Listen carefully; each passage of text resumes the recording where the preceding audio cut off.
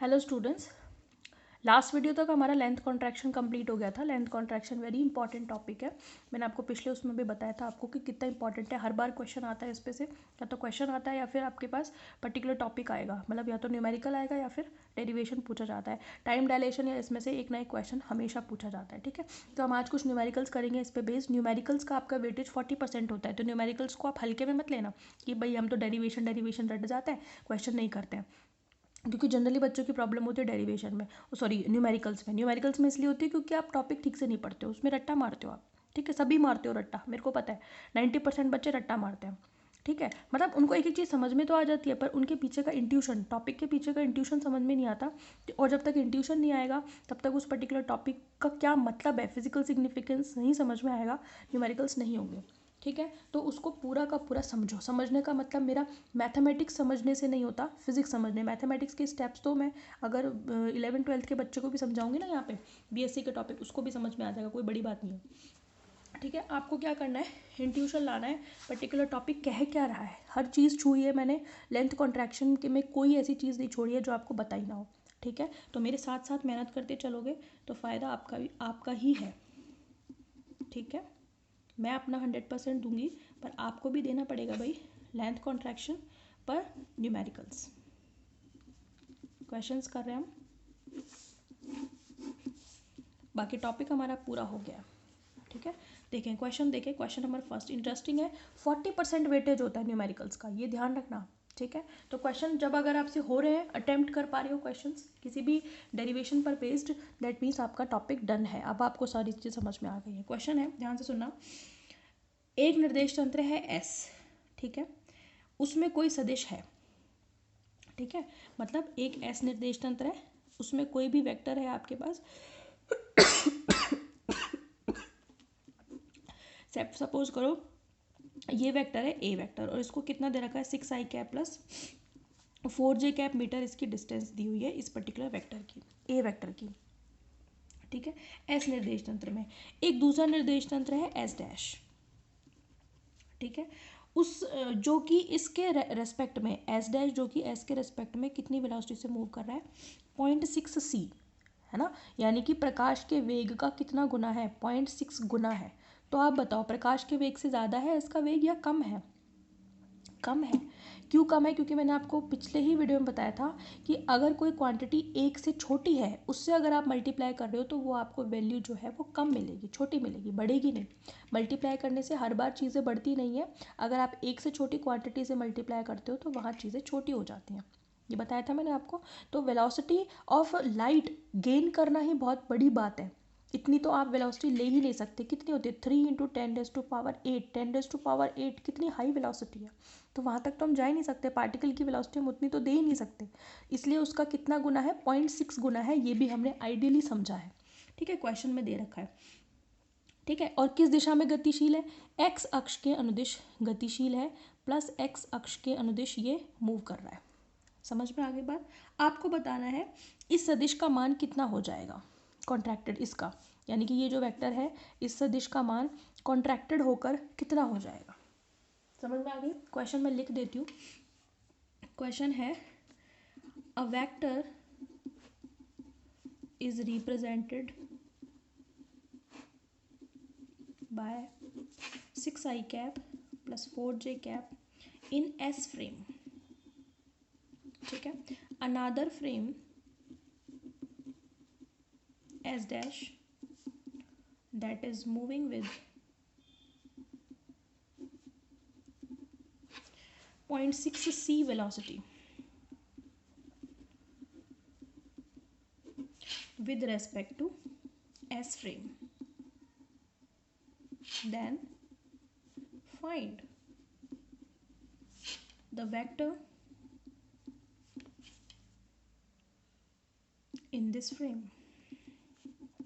यानी कि आपको कॉन्ट्रैक्टेड बतानी है एस फ्रेम के रेस्पेक्ट में, किसकी लेंथ बतानी है, ये पर्टिकुलर वेक्टर की। ठीक है, 6i cap plus 4j cap, ये तो किसके रेस्पेक्ट में है, दरअसल ये एस डैश के रेस्पेक्ट में है। समझ में आ गई। वेक्टर भले ही एस में है, देखो ये कितनी अजीब बात है, वेक्टर भले ही एस में है भाई, ये पर्टिकुलर वेक्टर एस में भी है, एस डैश में भी है, अंतर सिर्फ इतना है कि ये वेक्टर एस के रेस्पेक्ट में तो मूविंग है, लेकिन इस एस डैश के रेस्पेक्ट में स्टेबल है। ये ध्यान रखना, वही वाली बात है, रॉड वाली बात अपने दिमाग में रखो, लेंथ कॉन्ट्रैक्शन का बेसिक कंसेप्ट हमें पकड़ के रखना है, वो नहीं छोड़ना, ठीक है। तो वेक्टर है 6 आई कैप प्लस 4 जे कैप, मतलब इसके एक्स और वाई में दो कंपोनेंट है, वेक्टर क्वांटिटी एक्स में, वाई में, जेड में, तीनों में हो सकती है, लेकिन इसने 2D कंपोनेंट दिए हुए हैं, इसके 2 डायमेंशन में दिए हुए हैं, ठीक है। एस फ्रेम में है ना, लेकिन इसके रेस्पेक्ट में तो, एस के रेस्पेक्ट में तो ये मूविंग है, लेकिन इसके रेस्पेक्ट में, एस डैश के रेस्पेक्ट में ये कैसा है, स्टेबल है, क्योंकि दोनों सेम ही वेलोसिटी से मूव कर रहे हैं। तो एस डैश फ्रेम इसके लिए प्रॉपर फ्रेम हो गया, यानी कि उचित निर्देश तंत्र हो गया। तो यहाँ पर इसकी उचित लंबाई होगी। आपको क्या बताना है कि अगर आप कोई बंदा यहाँ से बैठ के देख रहा है ना एस फ्रेम में इस मूविंग को, तो इसकी लेंथ में क्या कमी बढ़ोतरी कितनी हो जाएगी, या फिर कितना इस सदिश का मान हो जाएगा। सबसे पहली बात तो ये है कि इसमें दो कंपोनेंट है, ठीक है। सॉल्यूशन शुरू कर रहे हैं, ठीक है, ठीक है। सॉल्यूशन क्या है, देखो ध्यान से सुनो, इसमें दो कंपोनेंट है, एक्स भी है और वाई भी है। मैंने आपसे कहा था कॉन्ट्रैक्शन केवल उसी डायरेक्शन में आता है जिस डायरेक्शन में हमारी रॉड या कोई भी ऑब्जेक्ट जो है वो मूव कर रहा है। इसने साफ साफ कहा है कि ये एक्स एक्सिस के अलोंग मूव कर रहा है, ठीक है, moving with 0.6 velocity in x direction plus x direction, यहाँ पे लिख लेना है ना, एक्स एक्सिस के अलोंग मूव कर रहा है, एक्स एक्स की दिशा में। तो कॉन्ट्रैक्शन भी केवल इसी कंपोनेंट में आएगा, इस कंपोनेंट में कोई कॉन्ट्रैक्शन नहीं आएगा, क्योंकि मेरा ये वेक्टर या ये फ्रेम किस दिशा में गतिशील है, एक्स दिशा में गतिशील है, तो इसमें कोई चेंज नहीं आएगा, ये ध्यान रखना। तो कॉन्ट्रैक्शन केवल किस में आएगा, 6 आई कैप में, बस यही पता लगाना है कि कितना आएगा। तो सबसे पहले हम लिखेंगे as we know contraction is measured, contraction is observed better word है, observed in moving direction only, in moving direction only, therefore in vector a, in this vector ऐसे लिखो, in this vector only 6 I cap will contract, मतलब केवल यही संकुचित होगी, ठीक है, 4j कैप में कोई चेंज नहीं आएगा। लेट कॉन्ट्रैक्टेड वेक्टर, वहाँ पे लेंथ थी, यहाँ पर वेक्टर है, कॉन्ट्रैक्टेड वेक्टर जो है उसको मैंने ये, इसको तो आप ए मान लो, ए वेक्टर तो कितना है 6 आई कैप प्लस 4j कैप है, लेट ऐसे लिख लो, और इसको मैंने कह दिया ए डैश, समझ में आ गई। या फिर आप ऐसे कर लो जैसे अभी तक आप करते आए हो, तो इसको ए नॉट मान लो, वहाँ पे हमने प्रॉपर जो था उसको एल नॉट से किया था, इसको ए मान लो, सिंपल ऐसा कर लो, ठीक है। तो इसमें ये तो बन जाएगा एक्स आई कैप, ये तो मुझे पता लगाना है कि ये कितना कॉन्ट्रैक्ट होगा, बाकी ये 4j कैप ये फिक्स रहेगा, समझ में आ गई। हमें क्या निकालना है, ये निकालना है find the vector in this frame, यानी कि सदिश का मान निकालो इस फ्रेम में। तो हमने मान लिया कि इस एस के रेस्पेक्ट में जो ए है वो एक्स आई कैप प्लस 4j कैप है। 4j कैप क्यों नहीं चेंज हुआ, क्योंकि मेरा जो फ्रेम है वो एक्स एक्सिस के अनुदिश गति कर रहा है, तो वाई में कोई कॉन्ट्रैक्शन नहीं होगा, तो ये वही का वही रहेगा, चेंज सिर्फ इसमें होगा। हमें पता लगाना है कितना चेंज होगा, तो ये एक्स निकालना है।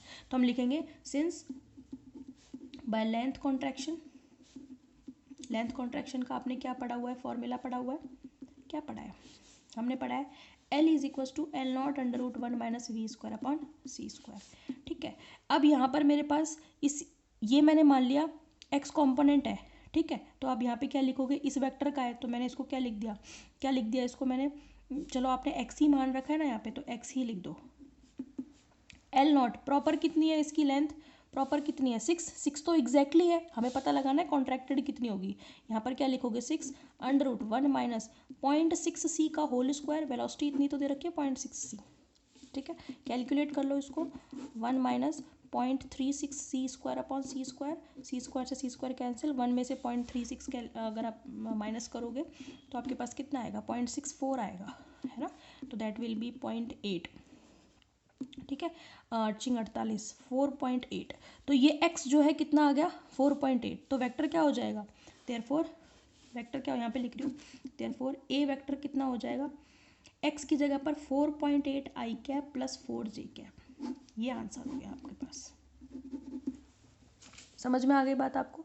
तो केवल कौन सा कम चेंज होगा, एक्स, वाई में कोई चेंज नहीं होगा। तो वाई में तो आपने जो वेक्टर आपने फाइनल वेक्टर निकाला है उसमें वो अभी भी 4j ही है। हाँ, लेकिन अगर ऐसे होता ना, इस क्वेश्चन में ये कह देता कि वाई एक्सिस के अलॉन्ग मूव कर रहा है, तो फिर आप एक्स को चेंज नहीं करते, फिर ये 6 आता। चेंज किस में होता, 4 वाले में। फिर हम देखते कि कितना चेंज हुआ है। फिर यहाँ पे मैं यहाँ पे वाई लिखती, यहाँ पे 4 लिखती, 4 लिखती यहाँ पर मैं, क्योंकि मैं इसको वाई का मान लेती मैं, है ना।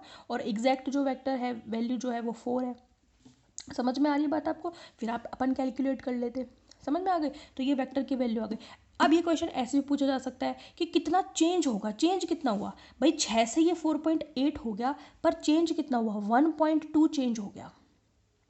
ठीक है, तो वो कई बार ये भी पूछ लेता है कि कितना चेंज आएगा वेक्टर में, तो 1.2 का चेंज आया है, वो भी केवल किस में, एक्स कॉम्पोनेंट में आया है। ये ध्यान रखना, ठीक है। ऐसे क्वेश्चन पूछे जाते हैं। समझ में आ गई। तो ये हमारे पास फाइनल वेक्टर आ गया after contraction along x axis. Okay, चलो नेक्स्ट क्वेश्चन देखते हैं। Next question number 2। क्वेश्चन है, किसी छड़ को उसकी लंबाई के अनुदिश किस वेग से गति करवाई जाए कि उसकी लंबाई में 60% का संकुचन हो जाए। ठीक है, क्वेश्चन ये है कि छड़ को मैं कितनी वेलोसिटी से मूव कराऊं, मेरे पास रॉड है, उसको मैं कितनी वेलोसिटी से मूव करवाऊं कि उसमें 60% का कॉन्ट्रैक्शन आ जाए। ठीक है, क्वेश्चन लिख देती हूँ मैं। What will be velocity of a rod to contract this up to 60%। ठीक है, 60% का संकुचन करने के लिए किसी रॉड में उसको कितनी वेलोसिटी से मूव कराना है। समझ में आ गई। अब इसने लेंथ वेंथ कुछ नहीं दे रखी, केवल क्या दे रखा है, 60% का कॉन्ट्रैक्शन आ जाना चाहिए, 60% तक वो जो है छोटी हो जानी चाहिए। ठीक है, अब इसमें 2 ट्विस्ट आएंगे, ध्यान से देखो। लेट अस कंसीडर, हमें लेंथ नहीं दे रखी प्रॉपर कितनी है, let us consider proper length, यानी कि उचित लंबाई, actual length, proper length of rod हमने मान ली L0 है। ठीक है, जो कि हम मानते ही हैं हमेशा।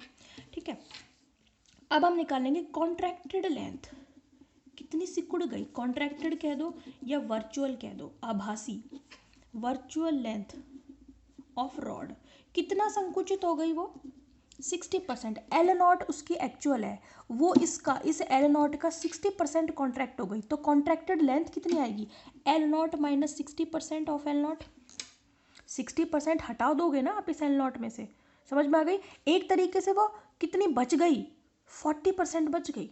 कॉन्ट्रैक्ट कितनी हो गई, 60%, बच कितनी गई, 40%। तो जो बच गई दैट इज कॉन्ट्रैक्टेड लेंथ। ये ट्विस्ट है, बहुत बच्चे कंफ्यूज होते हैं यहाँ पे, कॉन्ट्रैक्टेड लेंथ को लिख देते हैं यहाँ पे 60/100 into L0। That is completely wrong, क्योंकि उसने क्या कहा है कि कॉन्ट्रैक्ट हो गई वो 60% तक, तो वो संकुचित हो गई, तो बची कितनी भाई, यहाँ पर कॉन्ट्रैक्टेड लेंथ में बची हुई लेंथ आती है आफ्टर कॉन्ट्रैक्शन, यानी कि संकुचन के बाद। तो 60% आप L0 में से हटा दोगे, मतलब 40% बची वो। समझ में आ गई। तो कितना आएगा ये, 100 में से 60 गया 40, और ये आपका 40/100 0.4 L0। समझ में आ गई बात आपको। तो अब क्या निकालना है, वेलोसिटी निकालनी है। ठीक है, सिंस लेंथ कॉन्ट्रैक्शन का क्या फॉर्मूला होता है, बस यहाँ अगर आपने सही कर दिया आगे कोई दिक्कत नहीं है, फिर तो फॉर्मूला लगाना है, L = L0 √1 - v²/c²। L कितना है, 0.4 L0, L0 अपना L0 ही है, तो हमें ज़रूरत ही नहीं है, L0 से L0 कैंसिल हो गया, इसीलिए ज़रूरत नहीं थी। कैलकुलेट कर लो, दोनों तरफ स्क्वायर कर दो इस अंडर को हटाने के लिए, तो 0.16 हो जाएगा, इधर 1 - v²/c² हो जाएगा। कैलकुलेट करने में कोई दिक्कत है क्या, v², अब कैलकुलेशन है, अब तो बस फिजिक्स तो हो गई। इसको इधर ले आओ, तो v कितना आ गया, इसको माइनस कर लो, कितना आ गया 0.84। ठीक है, c का अंडर 0.84 c², या तो ऐसे लिखो या फिर 0.84 का √c, ये कैलकुलेट कर लेना, 0.84 का √ कितना आएगा, ये आंसर है। समझ में आ गई। ऐसे क्वेश्चंस पूछे जाते हैं, ये तो बहुत ही फेवरेट क्वेश्चन है, क्योंकि बच्चे यहाँ गलती करता है। समझ में आ गई। और भी 1-2 क्वेश्चन करेंगे इस पे बेस्ड नेक्स्ट वीडियो में। ठीक है, फिर अपन नया टॉपिक शुरू करेंगे, टाइम डायलेशन यानी कि समय में वृद्धि। ठीक है, थैंक यू।